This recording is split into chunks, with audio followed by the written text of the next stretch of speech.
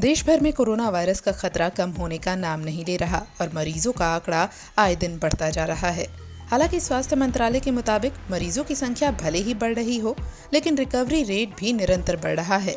अगर हम पिछले 24 घंटे में देखें तो 564 पेशेंट्स क्योर हो चुके हैं, जिससे कि हमारी total tally of recovered cases बढ़कर अब 8,888 हो चुकी है।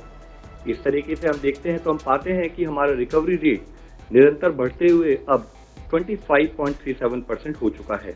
कोरोना वायरस के बढ़ते संकट के मद्देनजर शुक्रवार शाम मोदी सरकार ने बड़ा फैसला लेते हुए देश में लॉकडाउन को 2 हफ्ते के लिए और बढ़ा दिया। अब देश में 17 मई तक लॉकडाउन जारी रहेगा। गृह मंत्रालय के जरिए इसकी जानकारी दी गई। हालांकि मोदी सरकार ने इस बार लॉकडाउन में कुछ छूट भी दी है। इस छूट के मद्देनजर ग्रीन और ऑरेंज जोन में कई तरह की रियायतें दी गई हैं। वैसे बात लॉकडाउन की है तो लॉकडाउन की वजह से अलग अलग राज्यों में फंसे लोगों के लिए एक अच्छी खबर आई है। केंद्र सरकार ने उनकी घर वापसी के लिए स्पेशल ट्रेन चलाने की परमिशन दे दी है। आज गृह मंत्रालय ने आदेश जारी कर उन लोगों की आवाजाही की अनुमति रेल द्वारा भी दी है जो लॉकडाउन की वजह से फंसे हुए हैं, जैसे स्टूडेंट्स, माइग्रेंट लेबर, टूरिस्ट और पिलग्रिम्स। इसके लिए संबंधित राज्य सरकारें एवं रेलवे बोर्ड उचित व्यवस्था करेंगे और सभी हेल्थ प्रोटोकॉल्स का अनुपालन सुनिश्चित करेंगे। वैसे राज्य सरकार की मांग पर रेल मंत्रालय ने पहली स्पेशल ट्रेन चलाई, जो शुक्रवार की सुबह तेलंगाना के लिंगमपल्ली में फंसे मजदूरों को लेकर झारखंड के लिए रवाना हुई।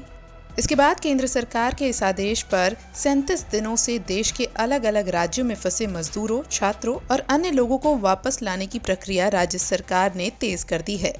एक तरफ दूसरे राज्यों में फंसे लोगों को निकालने के लिए स्पेशल ट्रेन चलाए जाने की व्यवस्था की जा रही है, तो दूसरी ओर राज्य अपने अपने बॉर्डर सील कर दूसरे राज्य के लोगों की आवाजाही पर बैन लगा रहे हैं। दिल्ली हरियाणा आने वाले लोगों को कोरोना संवाहक मान चुके हरियाणा ने राजधानी से सटे सोनीपत और फरीदाबाद बॉर्डर के बाद अब कुछ शर्तों के साथ दिल्ली गुरुग्राम बॉर्डर भी सील कर दिया है। वैसे कोरोना संक्रमण के फैलाव को लेकर राज्यों के बीच ये तल्खी दिल्ली और हरियाणा सरकार के साथ ही पंजाब और महाराष्ट्र के बीच भी देखने को मिल रही है। महाराष्ट्र के नांदेड़ स्थित तख्त श्री हजूर से पंजाब लौटे 3,613 तीर्थयात्रियों में से 100 से भी ज्यादा कोरोना पॉजिटिव पाए गए हैं, जिसे लेकर पंजाब सरकार ने महाराष्ट्र सरकार पर लापरवाही का आरोप लगाते हुए कई सवाल खड़े किए हैं।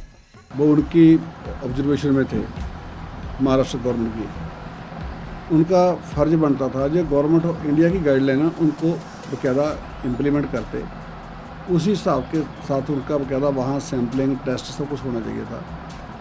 तो स्क्रीनिंग के बाद हमारे को अब वो बंदे हैंड ओवर करते तो हम जेकर जहाँ हमको बता देते पहले कि भी ऐसे ऐसे करके आपके आदमी हमने कोई टेस्ट नहीं किया तो इनका टेस्ट करना पड़ेगा। तो हम 2 टीमें पहले भेज देते, तो 2 टीमें जाके वहाँ पे उनको सेग्रीगेट कर लेती भी कौन सिम्टम वाले या कौन विदाउट सिम्टम है। तो उनको हम सेपरेट बस में लेके आते, जहाँ पे तो आते उनमें से जो पॉजिटिव थे वो उनको आइसोलेशन लेके जाते, जो नेगेटिव थे उसको क्वारंटाइन में डाल देते। इस बीच केंद्र सरकार ने शुक्रवार को देश के जिलों को कोरोना वायरस के खतरे के आधार पर जोन में बांट दिया है। इन जोन से अंदाजा लगाया जा सकता है कि कहां कितनी राहत मिल सकती है। जिन जिलों में कोरोना संक्रमण का खतरा बिल्कुल कम है वो ग्रीन जोन में हैं। कोरोना के केस वाले लेकिन अब कम जोखिम वाले जिले ऑरेंज जोन में हैं और वायरस के हॉटस्पॉट वाले जिले रेड जोन में हैं। ग्रीन जोन में सबसे ज्यादा राहत दी जाने की उम्मीद है।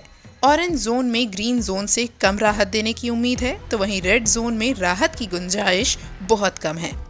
रेड जोन में 130 जिले हैं, ऑरेंज जोन में 284 जिले हैं और ग्रीन जोन में 319 जिलों को रखा गया है। अब बताते हैं रेड, ऑरेंज और ग्रीन जोन वाले जिलों की राज्यवार सूची के बारे में। रेड जोन में महाराष्ट्र के 14, दिल्ली के 11, तमिलनाडु के 12, उत्तर प्रदेश के 19, बंगाल के 10, गुजरात के 9, मध्य प्रदेश के 9, राजस्थान के 8 जिले हैं। ऑरेंज जोन में बिहार के 20, उत्तर प्रदेश के 36, तमिलनाडु के 24, राजस्थान के 19, पंजाब के 15, मध्य प्रदेश के 19, महाराष्ट्र के 16 जिले हैं।